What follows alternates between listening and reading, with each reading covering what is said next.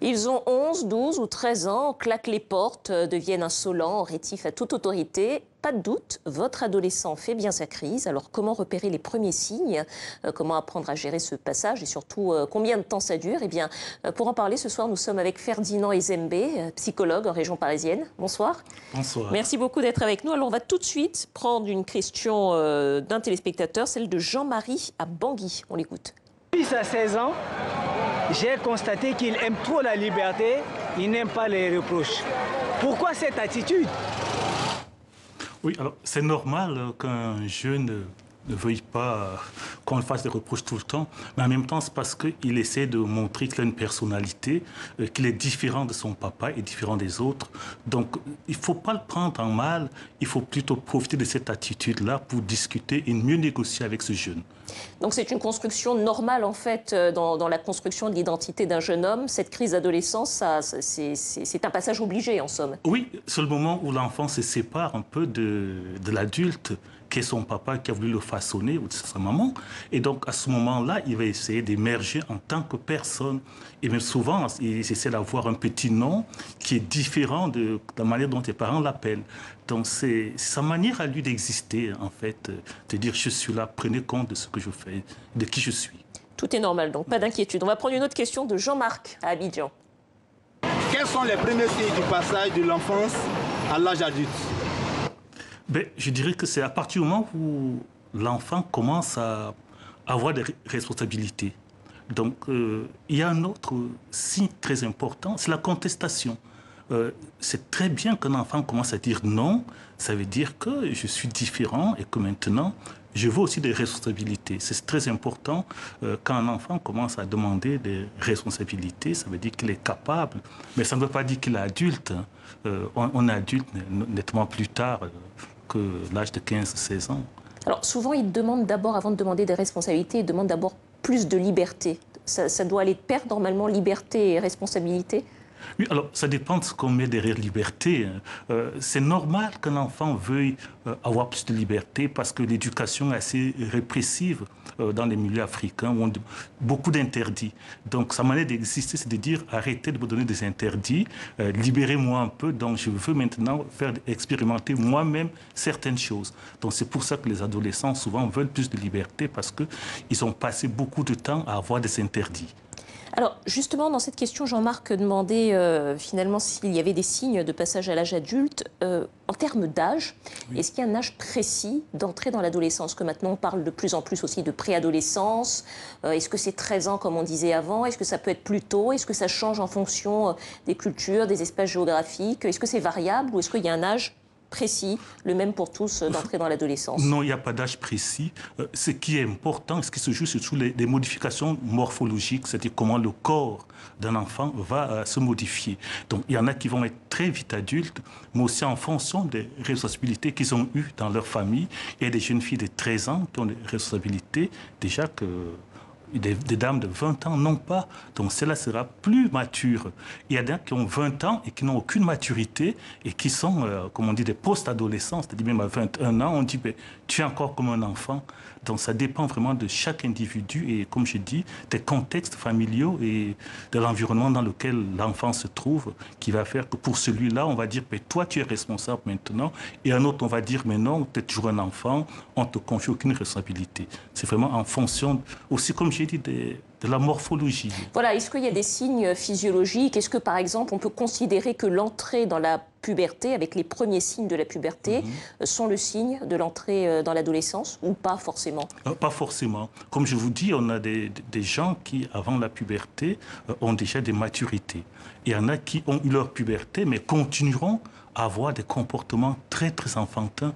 Et c'est une question psychologique et de maturité individuelle. Ce n'est pas les modifications corporelles, mais c'est la maturité psychologique qui fait que certains enfants très intelligents, ou même certaines filles très intelligentes, vont avoir des comportements très matures, alors que d'autres qui ont eu leur puberté vont continuer à avoir des comportements qui relèvent des enfants. Autre question de Patrice à Abidjan. Pourquoi certains adolescents ont un comportement extrême ou dangereux? Oui, parce qu'en fait, être un adolescent, c'est aussi tester de quoi on est capable. Donc, comme on était pendant longtemps couvé protégé, alors allez tenter, tester la difficulté, c'est ça qui fait que vous devenez quelqu'un. Donc les enfants qui ont été surprotégés vont essayer de s'affirmer en testant quelque chose qui est dangereux. Alors, ça ne veut pas dire qu'on les invite à devenir des gens à risque, mais c'est à peu près normal que les enfants essaient de tester et de découvrir par eux-mêmes qu'est-ce que la vie. On va prendre une autre question de Josiane à Abidjan sur la différence entre les filles et les garçons quant à la crise d'adolescence. Est-ce que les garçons et les filles ont les mêmes crises d'adolescence? Non, pas du tout.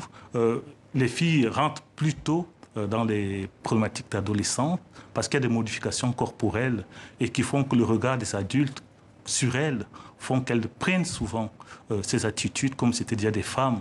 Les hommes les considèrent comme des femmes alors que dans leur tête, ils sont encore des enfants.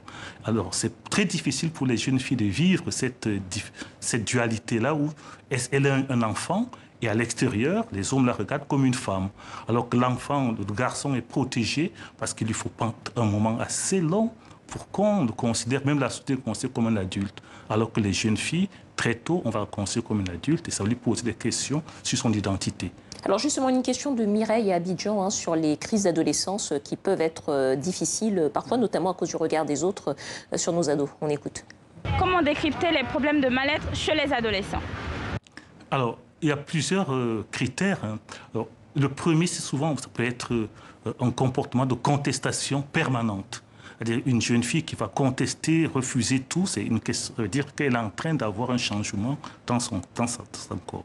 Il y a d'autres comportements de type boulimique, c'est-à-dire des enfants qui mangent tout le temps, ou alors on ne comprend pas pourquoi ils mangent tout le temps, ça veut dire qu'il est en train d'essayer de combler un vide qu'il n'a pas. Chez certains garçons, ils vont essayer de fumer, pour essayer de voir une envergure, de dire je suis un homme, voilà, regardez, moi je fume. Il y a d'autres, par contre, qui vont se renfermer parce que le monde des adultes les fait peur. Et donc on dit souvent, mais cet enfant, il ne sort jamais, il est toujours refermé sur lui-même. C'est parce qu'il n'a pas la force d'affronter les adultes. Bon, alors comment est-ce qu'il faut gérer ça? Ça, c'est la question de notre prochain téléspectateur. On écoute. Qu'est-ce qu'il ne faut pas faire à un adolescent en crise? Alors, surtout, n'augmentez pas les interdits. Si vous ne pouvez pas discuter directement avec un adolescent, utilisez les parents ou les amis autour de vous avec qui le langage, le dialogue est plus facile. Ça, c'est vraiment la première chose qu'on sait. La deuxième chose, c'est négocier énormément avec les enfants en leur disant, voilà, je t'autorise à sortir, mais tu me dis à quelle heure tu reviens. Je t'autorise à aller au football, mais tu me dis avec qui tu t'en vas.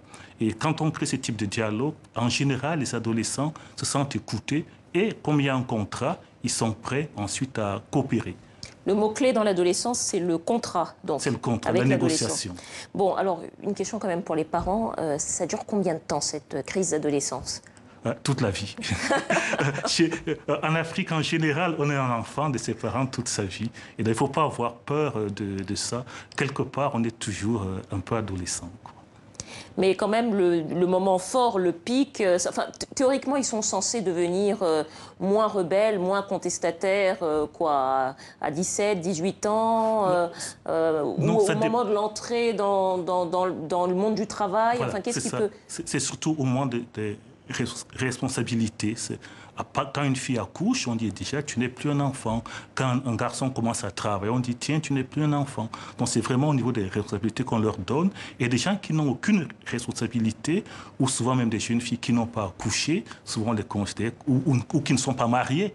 On dit, voilà, tu es encore un enfant parce que tu n'as pas encore ce statut qui fait de toi un adulte dans la société. Bon, donc si je résume, plus vite nos adolescents auront des responsabilités et plus vite les parents seront débarrassés de la crise d'adolescence. Tout à fait. Merci du conseil.